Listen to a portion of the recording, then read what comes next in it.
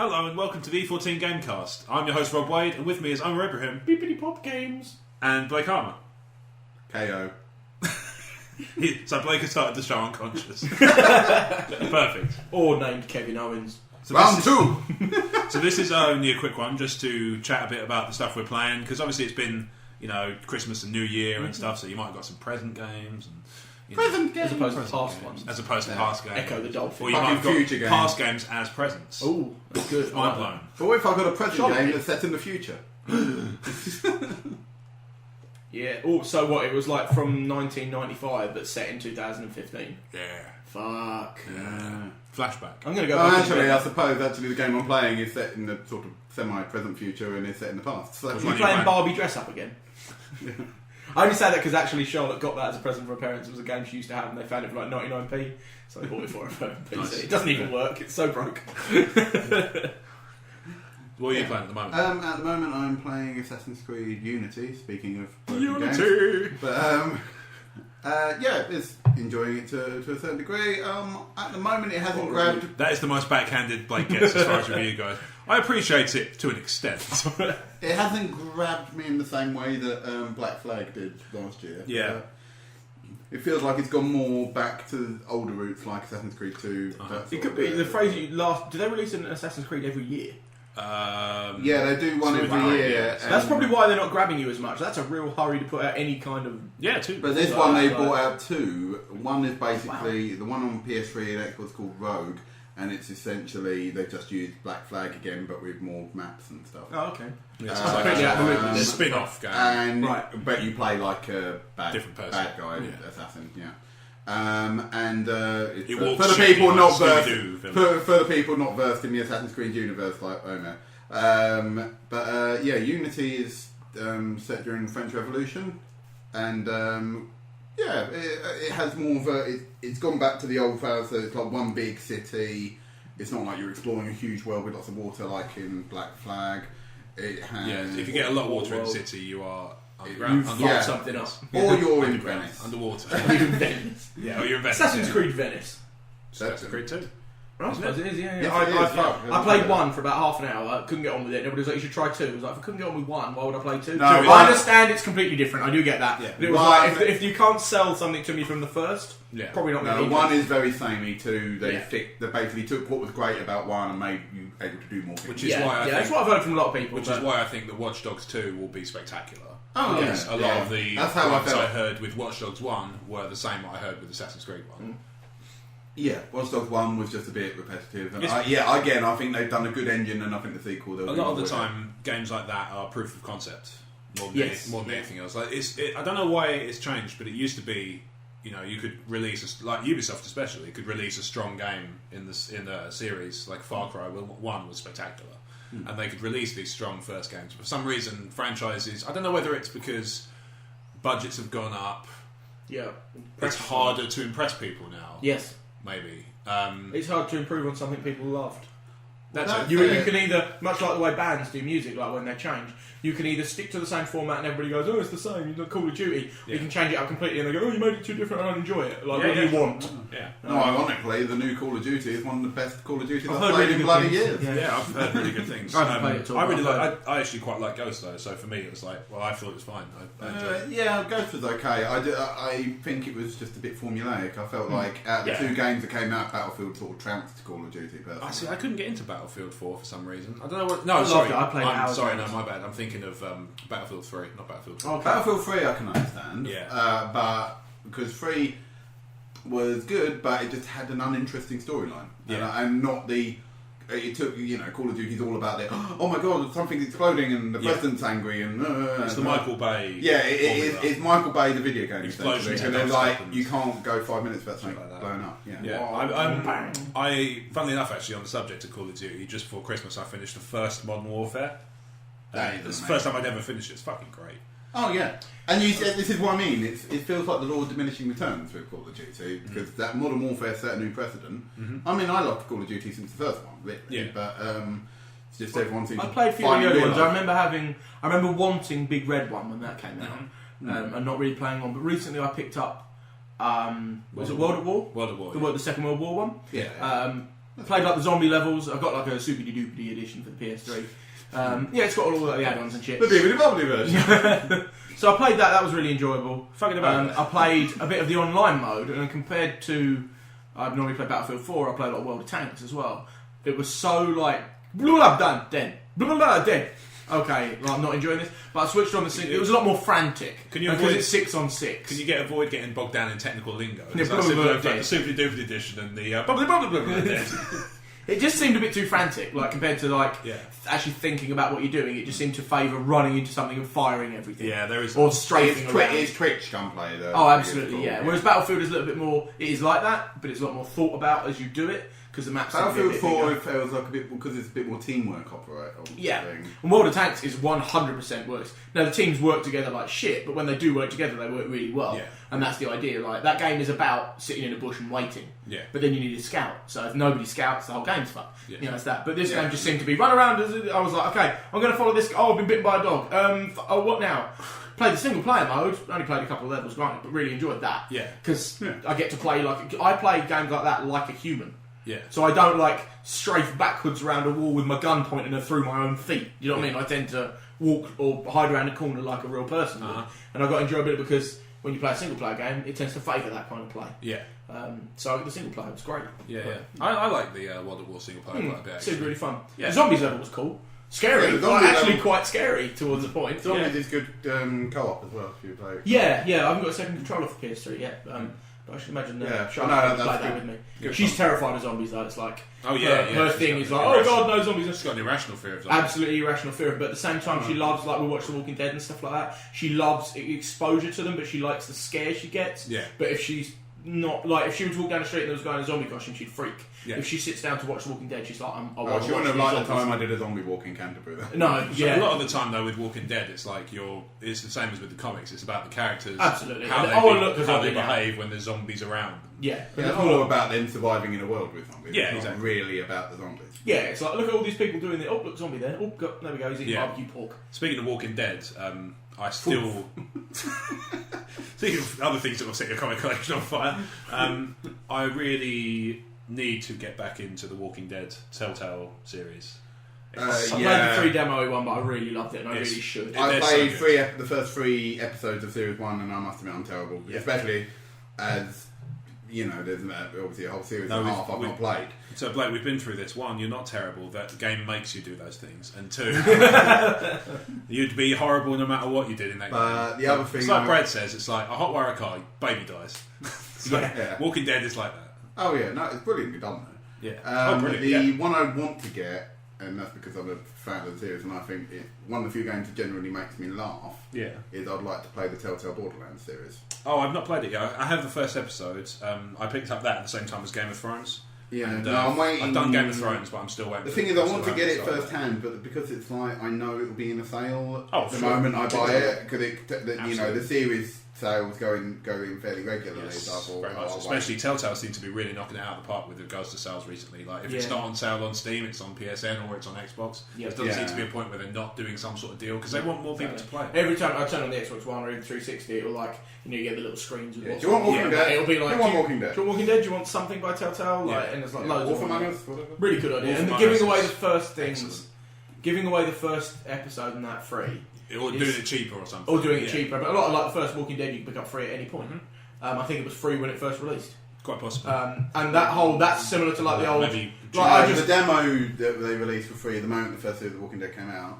I played it, and then you could buy the rest of that episode for. Yeah, it might not be a full episode, but maybe. Yeah. I think it was the first episode was cheaper than the other episodes. Yes, but well, then obviously the season, if you bought the whole season, it worked out cheaper over time. Yeah. There was a point though where the first episode on Xbox 360 was free. Yeah, because we definitely don't know if it's free. Possibly. Yeah. But there's loads of things I have the first episode on my Xbox, but I played the series on my sister's.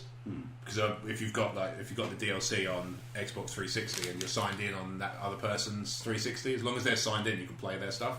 So like my sister likes to play stuff from my library on my Xbox, and I play the stuff she's got that I don't have. Yeah. So like we can do that as long as both accounts are on the right Xboxes. Yes. And then you sign in as your own account like separately. It's like from you get what's on there. Yeah. whatever. Yeah. No, it's like there's a game. I haven't played it yet, but there's a game called Chivalry. which is like I think it's like a third person. It's like a medieval warfare thing. Yeah, but like I think it's like $9.99, $12.99. I think it has like a monthly subscription as well. Oh really? I think it's free. But what they're doing is basically giving you a week or a month or whatever free. I think I might be wrong. And if you like it, you're going to pay. If I'm wrong, I think it originally originated as a mod of Team Fortress or something like that. I think it was. Counter-Strike or something. I've seen, sort of a couple of play videos online now. I downloaded the sample preview, but I haven't played it yet. It looks silly. Yeah, it does. There is a Viking one on PC that looks amazing, but I have a good enough PC, but the connection to it is a bit shit, so I wouldn't be able to play it properly. It's quite high graphically demanding. I would get it, but I'm not a big online player. Yeah, no, it's like a bit like Evolve. I'm looking forward to Evolve. Dead Rising 3 downloaded it. You get basically on Xbox One, you get 3 20-minute trials. Yeah, and that I've played those now, and I'm like, I actually want to play that. I actually want to buy that game. Yeah. Worked perfect. The fact that it's £45 on the Xbox One store at the minute. You can borrow my copy. Yeah. Cheers. I mean, but we do not condone lending of. Why not? No, but that's the thing. Is they like put that function in. I want to play it, and the minute actually. Remember E3? If I could get it, if I put that functionality in for a reason, but hurt crybabies. If I could pick it up for 25, 30 quid, I'd enjoy it. But it's actually I couldn't even pick it up for 45 quid, and it like went around Game and CEX. Just haven't seen it on the shelf. Otherwise, GameCast, legal disclaimers. I don't really think you're all crybabies. Some of you are. He does really want to sit on it. Yeah, some of you are. Most. Everyone on the internet is a crybaby. Or they're arguing about which one's a better console when they're pretty much identical. There's certain things that I think the PS4 does better, and there's certain things I think the Xbox does better. Absolutely. Like the Xbox I will has own both always eventually. done better party chat and stuff like that. I Yeah. think.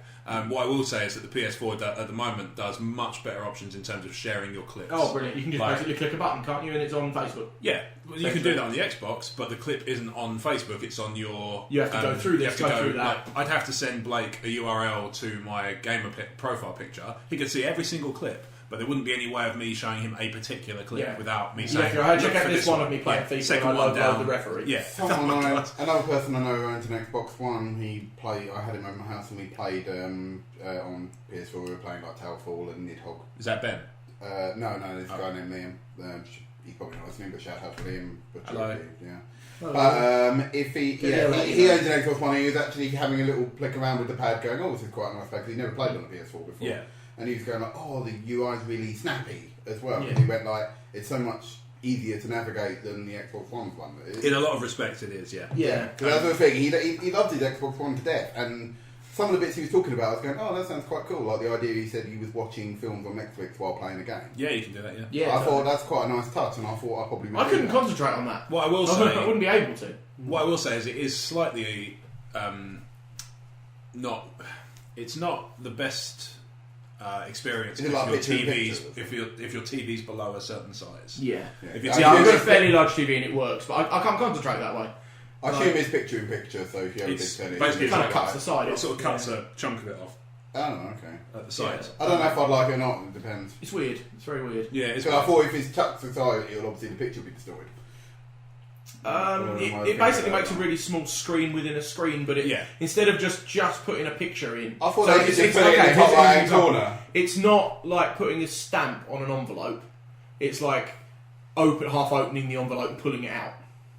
Okay. You see what I mean? Like it takes up a section like down it rather than a section in the middle. Yeah. It's like a quarter. Imagine like a quarter of the screen at the right hand side. It's blocked off, and then within that they display the image of Netflix or the TV or and then the details underneath it. And the details underneath it. And you can bring that to full screen and shut the game down you're playing if you want to, but you don't have to do that. You can. When you said picture in picture, I imagined you playing like Call of Duty with just like fucking Terminator stuck in the middle of the screen, like, no, trying to navigate around fucking Arnie. What I imagined was obviously I was playing my game, but in the top right hand corner in a small box was just the film playing, and I just couldn't. Yes and no. But then the game played the whole thing. It didn't take up the screen. It was just like in front of the game. Yeah.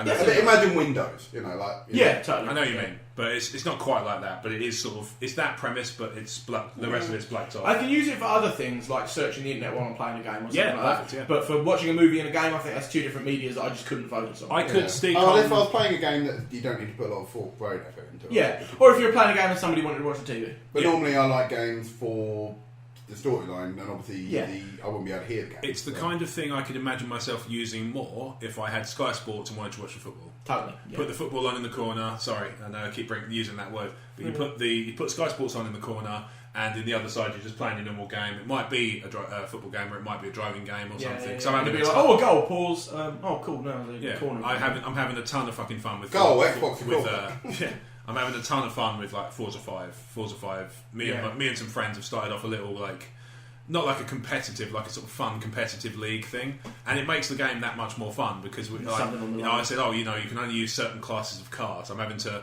build up certain classes of cars, so I end up getting like understanding how to do all the tweaks to make it run faster and stuff like that. And they're still whooping my ass, but that's because I'm not very good at the game. Yeah. So it's still enjoyable. Some games like. Well, I've just got WWE 2K15. Yeah. I enjoy playing it. Like the difficulties are really leveled up in this one. But I'll go online, and I can't get this one to play online. But any WWE game I've played online, I just fucking get my ass kicked because to them, I think I've talked about it before, where it's like they will work out how. So they'll have like a character that looks like whatever, they don't care. But they'll work out the top 3 moves in the game and just boom, boom, boom, boom, boom, boom, boom, boom, boom, finish it, done. Okay. Until it's done. And to them, it's just about picking up the victory points. Yeah. Like the first game of it I played while I was trying to get used to it, I did a match with. No, sorry, the second game I played. It was a Elimination Chamber match. I downloaded Fergal Devitt. What is he now? Finn Balor. Yeah. Downloaded him in all his cool war makeup and all that. Ended up in the last 2 for the Intercontinental Championship in an Elimination Chamber. The other one being Wade Barrett. Right, so I go to the top of one of the chambers, so I'm like 18 foot in the air. Go to do the double foot stomp off the chamber as a finisher. Wade has a finisher. He counters as I go for the double foot stomp. He springs up to his feet, hits the ball hammer, that big flying forearm, wham, smacks me in the face, and covers me. I'm like, I could probably kick out, but I'm going to let this 3 go and say Xbox record that, because then that starts off like a feud that I can play. Yeah, and that's what the game's about to me. It's like building up these stories and stuff. Yeah, you play it for the actual wrestling. Yeah, I play it. Like I'll often I don't do it so much now, but I'll actually like just stop playing for a minute to give the computer a comeback spot before I cut him off and get the win. Okay. Just because I like watching the way the moves interact. Well, I used to really like the GM mode they used to have on the old SmackDown games. 2007 was the peak. Sounds about right, yeah. There is a similar thing now, but it's nowhere near. I used to have this incredible. I remember I had this incredible feud that went on for a year without getting boring between Edge and Christian. Oh wow! And it was just every little thing. Just little tweaks and stuff. It showed really accurately how booking works. Yeah, because you'd bring in. So you'd have like Booker T, who I think he's a fine piece of talent. Like, I think he's great at what he does. It's a fine piece of ass. Fine piece of ass. But I've never really been his biggest fan. Mm-hmm. Yet he was really popular on that game. So I would book people to go over him or to fight him and have really good matches and pick up their popularity. But at the same time, I was really into TNA when I had that game. So I downloaded made Samoa Joe and AJ Styles and guys like that. Uh-huh. And because they were creator characters, they had no popularity. Yeah. So you'd be like, I'm going to put them in the main event. And everybody started booing them because they didn't know who they were. Yeah. That's how wrestling works. Mm. And that was really clever that you had to slowly build up these stars, giving them wins before they could win a belt. Mm. And then if they were accepted, you could... And that's how wrestling works. Yeah. If you watch it like John Cena, you shove people down their throats, it just doesn't work. Maybe that's why I liked it. Yeah, you essentially put the Brooklyn Brawler in your PPV. Yeah, exactly. Yeah, it doesn't work. Main eventing WrestleMania, Tito Santana. Yeah. But yeah, what else have we playing? What have you been playing? Yeah, I've been playing. I just finished wanking. I didn't. So what did I finish? You didn't? Oh fucking hell! I finished Contrast because I have a PS4 now. That's just a button on the TV. Right. Next you'll do volume and brightness. I finished Contrast. I got all the way from the left to the right. Now Eamon Holmes is really orange. Yeah, now. Yeah. Contrast is alright. I liked it. It was short, but at the same time I enjoyed it. I think it was a good idea. Yeah, too short. Yeah. And a bit... It got very... Yes, it got infuriatingly fiddly at times, especially with some of the physics where you had to jump into the wall to... Have you seen Contrast? No, I don't know. Okay, so it's a physics puzzler, basically, to a degree. But it's set in the kind of... Yeah, it's set like in a kind of 1920s noir setting. And it's about this little girl who goes out at night and follows her parents around. And one's a sort of cabaret singer, and one's trying to book. He's trying to sort of get into event booking, and he's terrible failure and all that stuff. Yeah, and he makes deal with gangsters and that sort of thing. So it kind of goes in deep with the mob and things. And you play as her invisible friend, who can, and her ability is that she can warp into the wall if there's a light shining on it. So she can become a shadow. Yeah, basically she can become a shadow, interact with shadows. So like if something's casting a shadow that rotates with platforms on it, you can't get up onto the platform any other way, but you can jump into the shadows and then climb up this platform and then jump back out into the real world again. That's cool. Yeah, it's a nice premise. It's a nice idea. It's all right. A lot of the time, time, Xbox One. it is, yeah. A lot of the time, it just got really fiddly and annoying. That was all it was. Like occasionally, I'd just be like, "Oh fucking hell, come on!" Yeah, some of the jumps you have to be very. It's like there are some games where you go, "Oh, I couldn't possibly," and then you can. Yeah.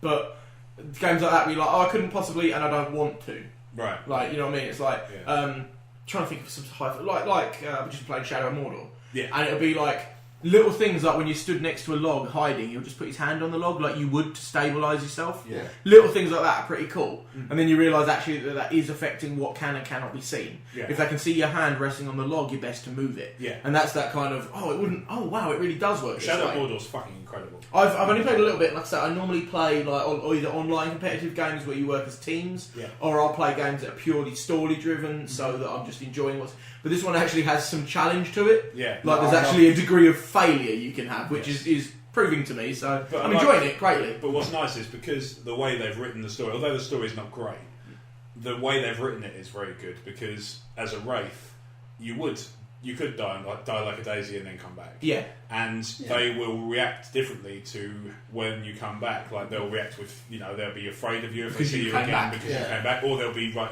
I thought I killed you the first time. Yeah. I'll kill you again. At first, they all seem a little bit kind of, I'll fucking mug you off now. Then they're like, you should have stayed dead. Yeah. And then they'll attack towards the end, they're like, you can hear them. Like it's really, really clever when you're sort of up on a wall, sort of sneaking around the fort and stuff. You can hear them talking about your abilities and how somebody says he came back from the dead. And I've heard bits like that already. Yeah. That sort I of love just like randomly killing something at a distance and then having them talk about it for a bit. Yeah. Somebody killed this orc, and then like letting those big tiger things out. Yeah. Caravan the warg thing. Yeah, it's a bit like a warg with armour on it. Yeah, they're fun to once you get to kill the ability to ride. Yeah, and once you get to the when you get really hard, you can ride the troll things. Yeah. Big fuck off. Have you seen the big fuck off grog troll yet? I've seen one. Yeah. I put an arrow in its face and it looked at me and then ran it just away. it would have fucking. I was on you. top of a cliff, so I fucking ran. Even then. Yeah. Yeah. No, They remind me a lot. The way they move and the way everything. I could see how badass they were. Reminded me of the giants in Skyrim the first time you meet them. Yeah. Oh, look, a giant. Shunk. Oh, I'm in the moon. Yeah. Well, that's a lot of that was glitches, but at the same time, yeah, totally. funny. But because actually, they know that the Skyrim when the giant hits you with his mallet and you bounce. Yeah. That thing was a glitch that they took out and everybody complained. And they left it in. Yeah, they left it in because it was fucking. Now it's part of the game. I like the fact you bounced. Yeah, it was hilarious. I like the idea that they hit you so hard that you broke physics. Yeah. Because you should just thump into the floor and that's it, done. I can't imagine it would look as good though. Yeah. It's good the fact you went badong. Yeah, and you bounce, and then you got to land on stuff. But yeah, once you get to a certain point in the game, you'll be able to ride those trolls. Oh, awesome. And then once you've ridden them, you can just kill them. Oh, right, okay. Just like that. It was what I noticed about the mind meld thing when you want to take intelligence from them, is you just be like, grab them by the brain, make them go, and then just stab them in the throat without talking to them. Or just pop their heads. Yeah, boom, and they go. And like, okay, fine. Yeah. So that's a really horrible way to kill somebody, because you'll be like, because it'll be like, give me your mind. Yeah. And then it'll go to that little cutscene where you can, and then you just kill them. So it's like, I want to know everything you want to know. Lol joke, stab in the jaw. Lol jokes. No, really good game. Like I say, more difficult than I'm used to because I normally just I play games to turn off, and this is a challenge. I only turned up at the fort, slaughtered 40 of our mates, and then just went lol jokes and bounced. No, he only bounced because that giant hit him with his mallet. Oh, they left But he came back. They left that in due to fan feedback. Shadow of Mordor's. I'm on the last level on Shadow of Mordor. I haven't gone back to try it yet because I think I got sidetracked by Wolfenstein. Okay. And as much as I fucking love that game, I've hit a wall where I just cannot get past of it. I hit a wall fairly early on in the game, but when I actually went back to it and got past it, I felt how stupid I was. It was a bit, you've probably done it, where you have to hijack the train. Yes. Oh, shit. I played that bit about 30 times, not realising I could just run past them and get Yep, me too. In fact, I think it was you complaining about it that made me realise, oh shit, you can do that? Yeah, I was going like, oh, fucking game. Yeah. Because I thought you had to kill everyone, but I thought it just keeps getting worse. I've been gunning people down half an hour. Exactly, that's probably my main problem with Mordor, is that, like, for instance, Skyrim's the last big game like that I played.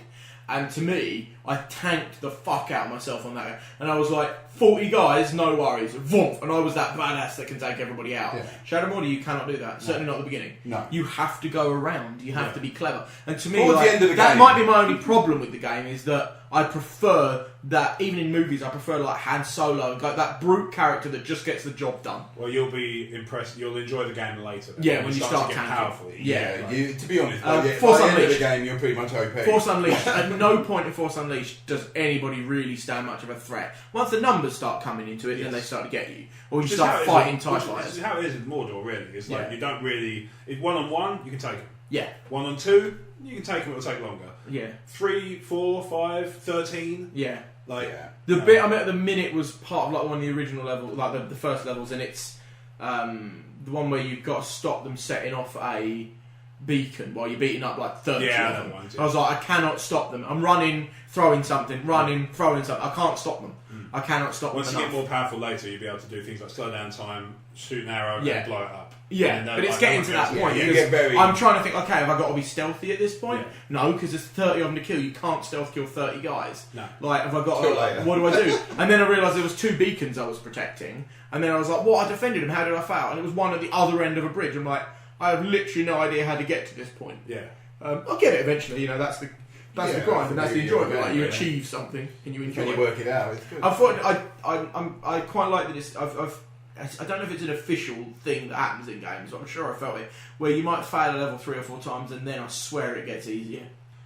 Some games do have mechanics in it. I've seen this with Wolfenstein actually, where you start off with a particular amount of health, and say I go into the checkpoint with 40 health.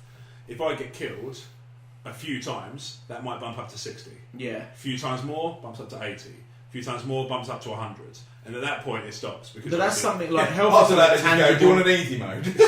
Health is something you can see. I swear, sometimes like a game will switch to easy mode. Like, the enemies are a bit slower, or their arrows might miss. I'm not saying Shadow Mordor's done it, but I've certainly played a couple of games where I'm like, hold on, this took me 4 attempts, and now I'm breezing through it. Yeah. Like, there's a few games I've noticed that seem to do, maybe to just make you count, because it is about enjoyableness. And if you get to level 4 and you never beat it, you're just going to throw the game away. I think the original game to start doing it was the original Max Payne. Where it actually had a mechanic in it that if it was pasting you all the time, the game would actually realise that and get easier. And change, yeah. But when you started breathing it, it would then pick up again. Some games, what a game in so many respects that game is. It's just I love Max Payne. Is one of my I've got it, I've actually never played it. The original Max Payne is one of my favourite games of all time. And actually, I went back to it, I think last year or the year before, and it doesn't date badly. No. Graphically, it kind of does. And animation, graphically, it looks shit, but it's still a fun game. It's still good. It's still a great. But I bought the Spider-Man 2 movie game for the original Xbox because it plays on a 360. And I played it, and after about 2 or 3 minutes, I forgot about the graphics and was just playing a really awesome game again. And that was really cool. Quality of gameplay doesn't date badly. No. Graphics can. Yeah. And sometimes disastrously so. Yeah.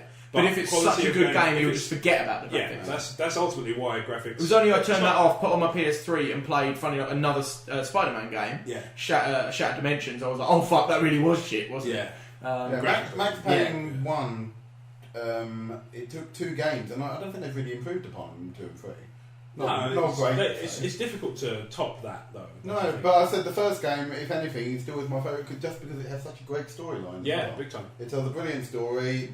The gunplay is phenomenal. Yeah. I've breezed through that game about 5 times. I've never got bored of it. I bought it like last Christmas, I think. It's I bought it on PS3, but it's on 360 as well. But it's like a post-apocalyptic. I think it's a Bethesda game. Fallout? No, it might not be Bethesda actually. That's the only Bethesda. I'm trying to remember. Like, it's a lot of like. Borderlands? No. It's a standalone. There's not been a series. Okay. You've played it. You can shoot people in the balls. Bulletstorm? No. It's a post-apocalyptic kind of Mad Maxy Fallout style world. Rage. That's it. Yeah. That's passable game. Brilliant guns. Yes. If somebody comes running at you, if you shoot somebody in the thigh as they come running, they'll flip through it the way you would. There's no like Mythbusters did it, where you shoot a man with a Wild West pistol in the chest, he won't fall back through a window, he'll just drop dead. Yeah. It plays like that. But if a man is running and you get him in the kneecap, he's flipping. Yeah. So if you shoot a guy in the balls, he'll as he goes down. Yeah, the reactions in that game, the gunplay is what's brilliant.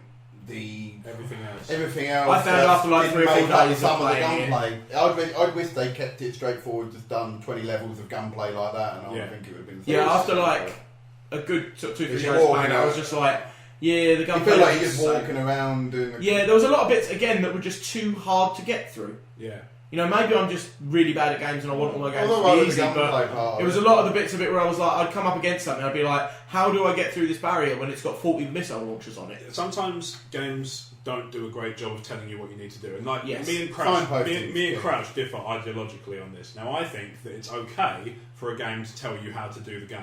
Yeah. He sees that as like hand-holding for some reason. I think there's a line between to a degree. I don't want to be... But then again, like, Skyrim had a really good way where it was like, you need to defeat all the orcs. They're really good if you stab them. Yeah. Oh, okay, I need weapons, I can't shoot them. Yeah. Like, but it'll... and Mordor does the same thing. He's susceptible to archery. Yeah. Like their fears and stuff like that. But you need those things in order to... Yeah, but it's not going, you need to go left here, and then move the R stick. This is it. Some games handhold. If it does it in the first level...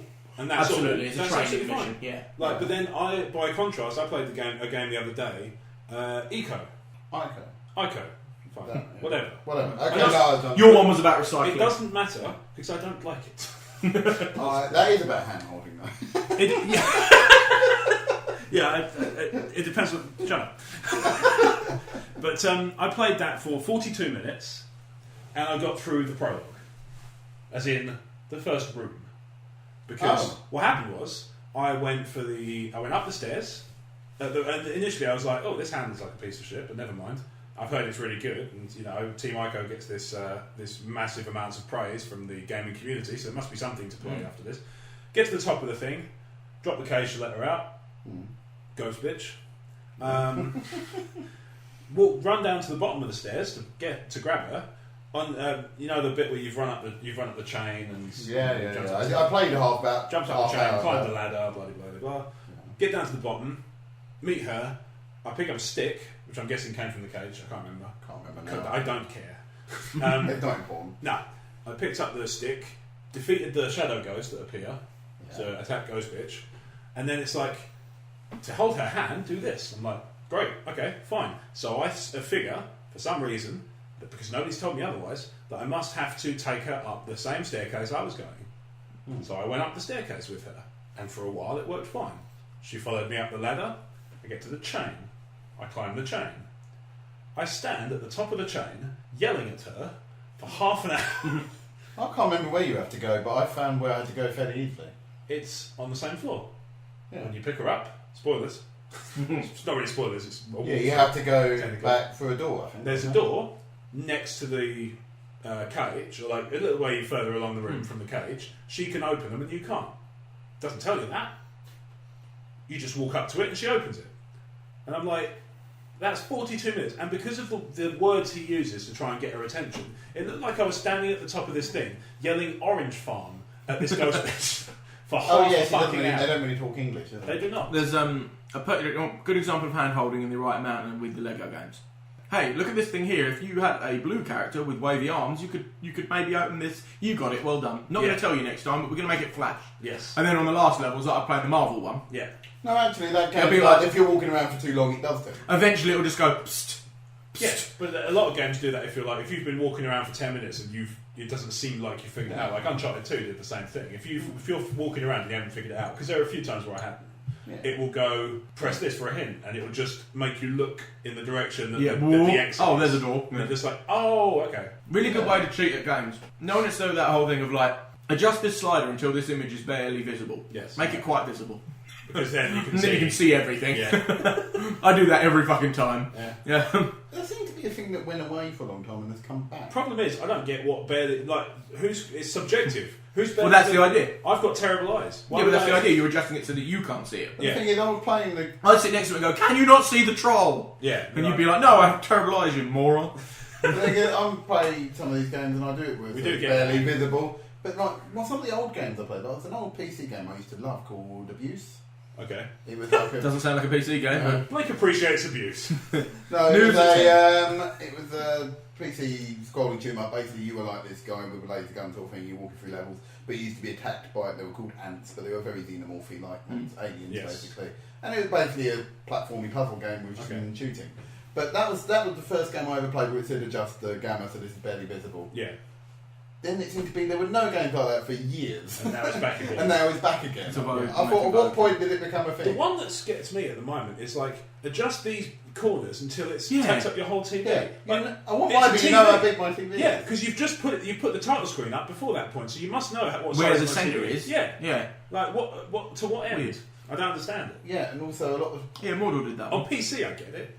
Yeah, because everything runs a bit different. Resolutions. Hundreds of different systems out there. You can't run for them all. But your 3 Xbox Ones and your PS4s. And sometimes I'm never sure is when it says adjusted to the corners, they have those little thick lines in the corners. Is that the corner? Do they want it inside? past that or do they Outside? want it inside? Yeah. I always put it inside and it seems to be okay, but I'm always worried that inside is assumed. one day I'm going to do it and it's going to I'm going to have this When board I first got Skyrim, I wasn't playing HD, I was just playing through a SCART. I didn't have an HD TV at the time. Yeah, and there was literally none of the writing I could read. Yeah. And I wasn't playing on a tiny TV, but it was probably like a 16, 18 inch. I couldn't see a thing. And I think that's a really bad design. Like, I know some movies are designed to be in HD, but if you put it in normal, like... I was thinking of one the other day. I thought Dark World. I watched like some trailers for it in HD and not. And I was like, yeah, in the HD one, I could see the stubble in his beard. Yeah. In the normal one, he's got a beard. Yeah. Right, that's fine. But the lesser is still acceptable. Yeah. And in Skyrim, and it's probably one of my favourite games ever, it was not acceptable. I could not read how much gold I had in my inventory. I had to actually walk up to the television and stare at it. It's quite a common one in SD games. Like, I know Dead Rising, the first one on 360, had some issues with text. I couldn't hardly play that. Banjo-Kazooie Nuts and Bolts, I remember being a pain in the ass for that. Yeah, the original Dead Rising, the text in it was awful. Yeah, it was bad. And I was playing that on a HD television. There was a lot to love about that game. But it was a lot of them really what you consider to be the quite important things to get right were wrong. So it wasn't really possible to think of it as this amazing, super stupendous game. But because I bought my 360 with Dead Rising, like not as a bundle, but I bought it at the same time. Yeah. And I got Gears of War as well, and like Gears of War did everything right. I was, and I heard good things. I was like, oh wow, this is so much better than I enjoyed it, but didn't have enough time for it, so I ended up selling it. But it was one of those I wish I didn't. And then by contrast, I played Dead Rising, and I was like, wow, this is really fun. But it's fun in the sense of like, it's fun to take a weapon and bash zombies around. Yeah, my friend had Dead Rising on his PC, if I remember rightly. Okay. When it first came out, and I went around his house, and we all had like kind of a couple of hours of just grab the controller. Dead Rising 2, maybe. No, it was the first one. I mean, he might have had an Xbox. I might be wrong. I don't remember it coming out on PC. He might have had an Xbox then. I'm remembering where we were in my friend's house, and I don't remember there being a TV there, but I might be wrong. Okay. So we were playing Dead Rising anyway. We were playing Dead Rising, and I grabbed the controller. I was like, bash, bash, bash. This is good fun. Yeah. Like this is brilliant. And then I got a 360 a good few months later, and I was like, first time on this, I'm getting Dead Rising, and I was like, now this is mine. Not bothered. Yeah. Like, because to me it was just like. Get the lawnmower and run them the fuck over. Like, funny, yay. Then it was like, do a mission. No. Yeah. But Dead Rising 3, I really like the way that plays, so that's why I want to pick that up. It's the only thing the co-op's fun as well. Yeah, exactly. The only thing that's one thing we couldn't play together if I lent it to you. Yeah, that's true. Yeah. The only thing I don't like about the Dead Rising games is that I feel like they always go, there's this whole world for you to explore. You've got no fucking time to do it because you've got to go... Dead Rising 3, as far as I can see, abandons all time. Dead Rising 2 really annoyed me because it was like, you've got no time, now you've got all the time in the world until the last mission. And I felt like I was walking around for ages, and in the end I got bored. Yeah. And I didn't finish it because I was playing it and I kept getting killed by one of the, boss character people, insane psychos. Yeah. And I was just getting bored of it, and I just went, I can't be bothered to put... Yeah. It's either I sit in my hole and wait until the end game, because I'm sure rescuing a few people isn't going to actually affect the outcome of the game. No. I'm really excited to play at some point because I need to finish Dead Rising 3. But I also bought the DLC, which is the super mega hyper Dead Rising 3. Yeah, what is that? I saw it pop up, but I saw a price. It's basically a really big set of skins and missions and stuff that are all Capcom classic game themed. Oh, right. So you can dress up as your favourite Capcom characters instead of the usual Dead Rising outfits. You can run around as Ryu. You can run around as Ryu and like stupid weapons, and like it's got a big M. Bison zombie character and shit like that. It's just a fuck around. When I was going to say no because it's few years old, but I was going to say when did Dead Rising 3 come out? It's about a year old, is it? There was a launch game, so a year and a half. Yeah. Well, a year and a couple of months. It's just that only because I downloaded the demo, I looked at it, and I'm like, that's Daryl. The guy on the front cover is Daryl from The Walking Dead.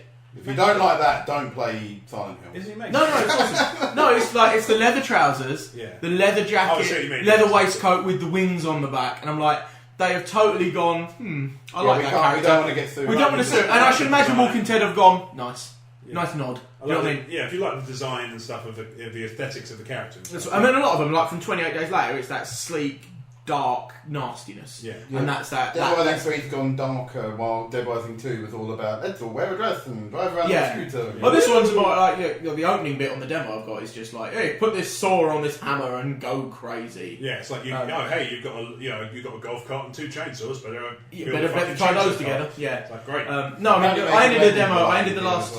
Sorry, it's a lot making weapons a lot easier in 3. Yes, well. very. Yeah, you can do it anywhere. Yeah, you just do it. I might pick it up on PC or wait till I get Xbox. I ended the last 3 minutes of the 20-minute last demo I had hiding in a small. It looked like I'm going to martial arts shop because I started dressing up like Bruce Lee. Yes, beating everybody with a mannequin leg and a katana, which was a great way to end a 20-minute demo. Yeah, I remember this giant. Like, oh no, that was it. It was. You may not have come to the bit in The Walking Dead and I ruined it for you. Zombies with the helmets on. No. There's a bit where the zombies with the helmets on and they're like, what the fuck do we do here? Yeah. And there's that I came to that bit with the 2 of them walking towards me and I had a katana. I was like, oh, bollocks. I'll beat him with the bloody leg. Yeah. It's quite a fun little... It's that game I find, like, even though it's on the demo, it's the little moments of hilarity. Yeah. Much like when we play a game, like when we're over here and we play a game and we bodge something or we... Oh, fuck no, we were playing Nidhogg. Oh, fuck. Jesus Christ, what fun. I'll describe it because I'd never seen it before. It's basically 2 stick figures with swords. One of you's trying to go left, one of you's trying to go right. Yeah. And you've got to stop each other and kill each other and lob swords and jump over flame pits and shit like that. And that's probably the best description I've seen. Fuck me, it's so funny. Yeah. Especially when you turn on boomerang swords. Because I'd lob a sword at you, you duck, and then stand up and then stab you in the back of the head. Or I would then die from your thrown sword, regenerate at the other end, and get hit by my own sword boomeranging from the other side. Just walking into each other's swords and just laughing so much. I hadn't laughed that much at a game in ages. Playing Towerfall's quite good as well. The first one I showed you. I think that's a good party game. That was good. Yeah. That was the most silly fun I've had in a game in a very long time. Certainly reminded me of like the laughs I used to have playing Mario Party or Pokemon Stadium when I was a kid and stuff like that. That was really funny. Right, should we wrap up, guys? I think it's a good positive note. It's good. It's good fun. So, thank you for listening. Thank you to the cast with me. I'm Ibrahim and Blake Harmer. I'm not going to do. It's not Crazy Train, so we won't do this traditional outro. I'm a fish. Try not to throw a boomerang up your own arse. Cool. Good advice. Good advice for us. Especially if it's bladed. Yeah. If you've enjoyed the show, you can find us on iTunes. We've got a little bit of gaming content on emotionally14.com, which is the digits 14. We're on Facebook, Emotionally14. You can search for us in the search bar with letters, or you can use digits in the URL to get to us. Future pictures. Future. YouTube.com/emotionally14, the digits again, not the letters. Twitter at emotionally14, digits again. I'm at Rob Wade Vision. I'm at the Iron Turk Omer. I tweet a bit about the games I played. If you want to see a real-time rant of me playing Ico and Shadow of the Colossus one evening, it's on there. It's not that long ago. Oh, that's the game that came with Shadow of the Colossus. Got you now. Yes. I know what you're on about now. Yeah. Other hand, Colossus is supposed to be brilliant, isn't it? I couldn't get on with it. I think they're both good. They're meant to be good. I've gotten both, but not actually. I couldn't get on with either. Colossus is better significantly because even if I like games where you have to hunt monsters, so that much was cool. And then it got to the point where I was actually fighting the monster, and I couldn't work out why I couldn't succeed. It was like the game was like just not letting me. Maybe it was like real life simulator because if you actually hit that monster, it would probably fuck your day up. Yeah, at the same time, like if it says it's got a weak point and I hit it with a sword, I expect the weak point to suffer damage. It could be a lie. Yeah, I suppose. Tinfoil gaming. There's a series. Just like the cake. So also, obviously, we've got our other podcast, The Crazy Train, which is not gaming your thing. We talk about all sorts of shit, whatever we're doing. Far too much shit. Lots of stuff. Omer's got some good stories about his wrestling days. Yeah, I better even talk on that one. I know. Blake's the fucking runner that he just runs. Stop. Stoggs it just hogs it, and he interrupts people all the time. And he Nidhoggs it. I think he's a racist. What I did there? Nidhogg. It's a game. Brought it back. Nidhogg sometimes sounds racist. Tra-la-la-la-la-la. Yeah, Nidhogg's another racist word, isn't it? Yeah. Yeah, all right, and anyway, on that note, thank you for listening, and keep listening because that's always fun. You bunch of Nidhoggs.